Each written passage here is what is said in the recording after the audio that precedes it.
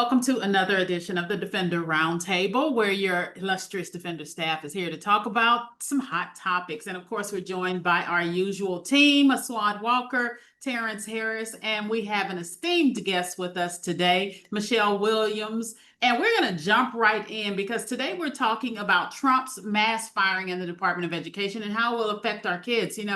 In his running for office, he promised to eliminate the Department of Education completely.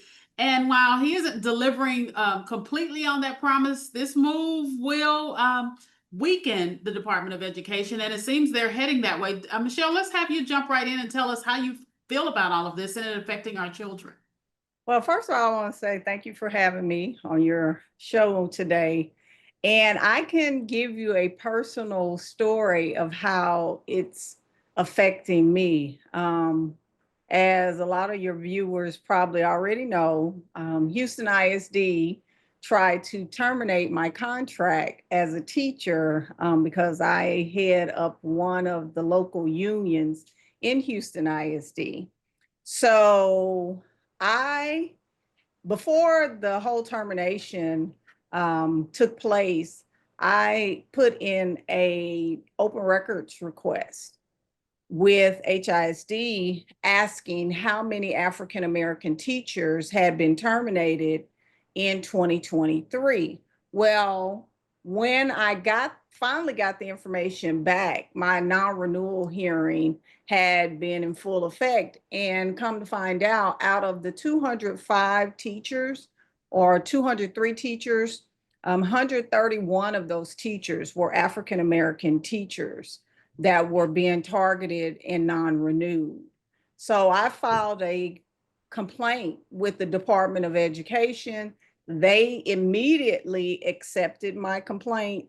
And when Donald Trump was elected president, I haven't heard anything else for them. I had an attorney and an investigator that was assigned to my case. I sent an email asking what was the status of my case, and I haven't heard anything. That's awful. I swear I was hoping that the Supreme Court would do something to block the mass layoffs at the Department of Education and their recent decision to just go ahead and let him move forward with this.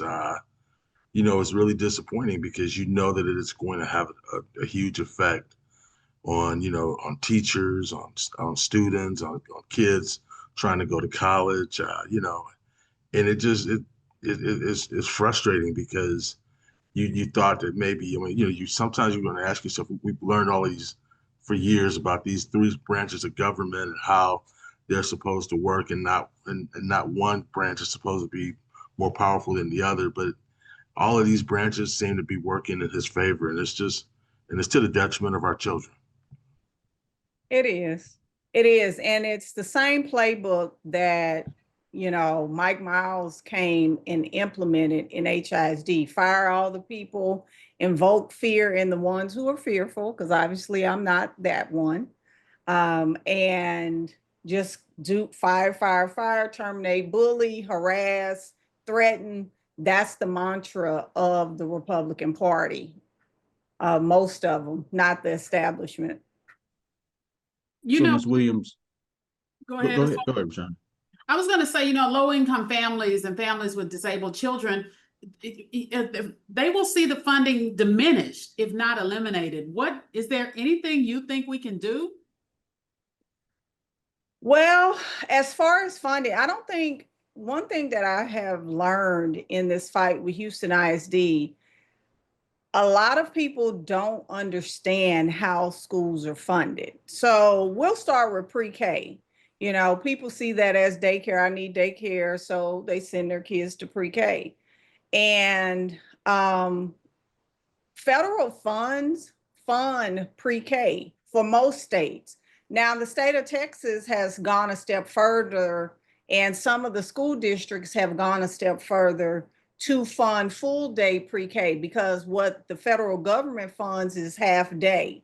So when I first started teaching, full day pre-K was not a thing. We would have half day pre-K, but now the state has stepped in and school districts are matching the funding with federal funds. So that's one program that's going to see a lot of cuts.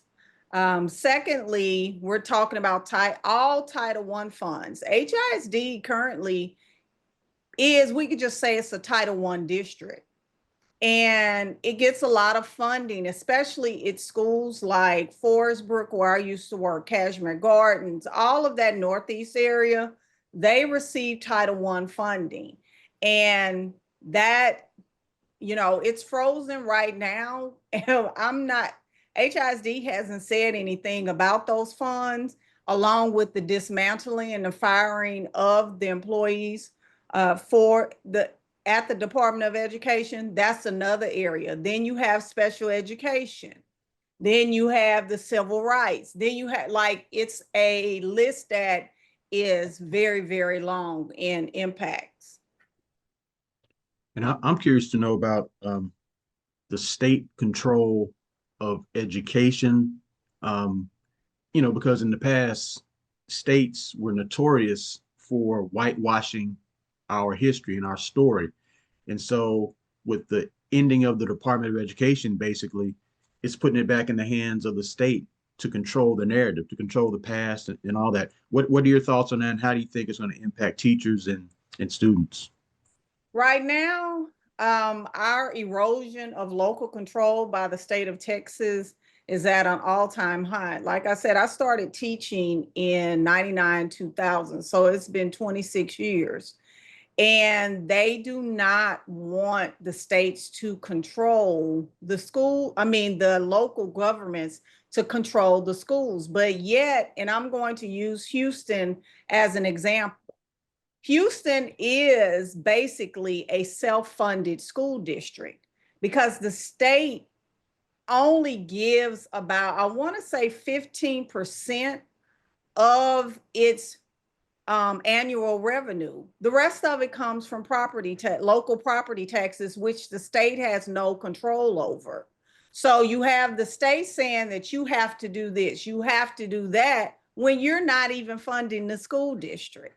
You see, and for any changes to come about, it's the people that's going to have to wake up.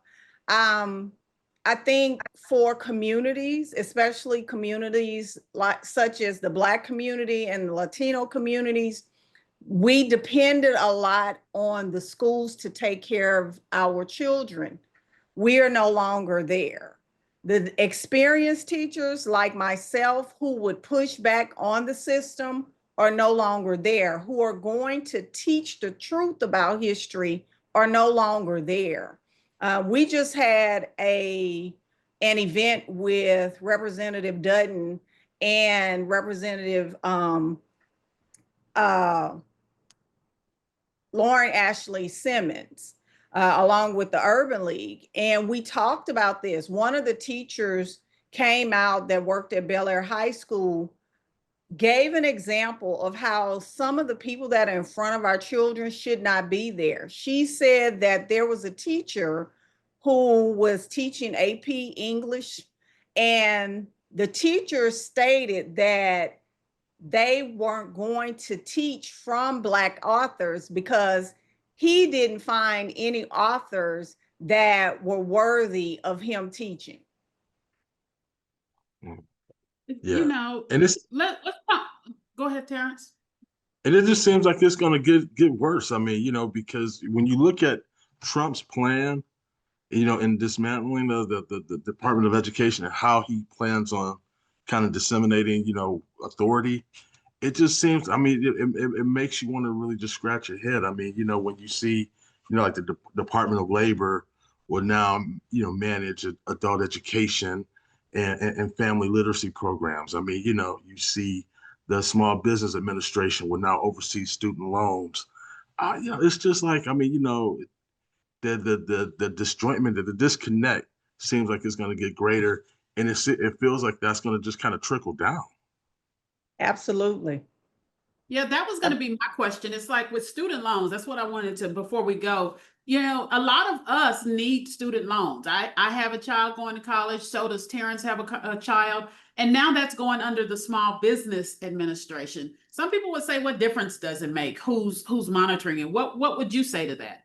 It makes a lot of difference. So this is a part of a larger agenda. The agenda is to create an uneducated workforce because we know that uneducated people are easier to control. And I'm going to Yep. take the words of Frederick Douglass. Education makes a man unfit to be a slave. So when you take that away and you put your student loans under the Small Business Administration, what they're saying is that they're going to cap it. Well, that only allows you to go to certain universities, which is going to put Ivy League universities and other universities out of the grasp of minorities. That is awful. Sorry, we Yes. are out of time now, and we so appreciate you, Michelle, for coming on and joining us. This is a discussion that we need to keep an eye on because this affects, even if you don't have children directly, this affects our kids of tomorrow. Absolutely, and it does. And I need for our parents to join the fight. I know that public education is confusing, but ask a teacher, ask a retired teacher, and they can explain a lot to you about the state of education and what has taken place. And Terrence said this is a head scratcher, but I disagree. I think it's a purposeful dismantling of all the things that work because they want to privatize everything. You know, Trump and his crew, they want to privatize everything so they can make a dime and a dollar off of all of it. That's right. All right. Well, we hope you enjoyed this discussion. Check out defendernetwork.com. Of course, we'll be following this story, and don't forget to like and subscribe to our YouTube channel. That is it for this week, and we thank you so much for joining us. Thank you again, Michelle, and we'll see you all next time.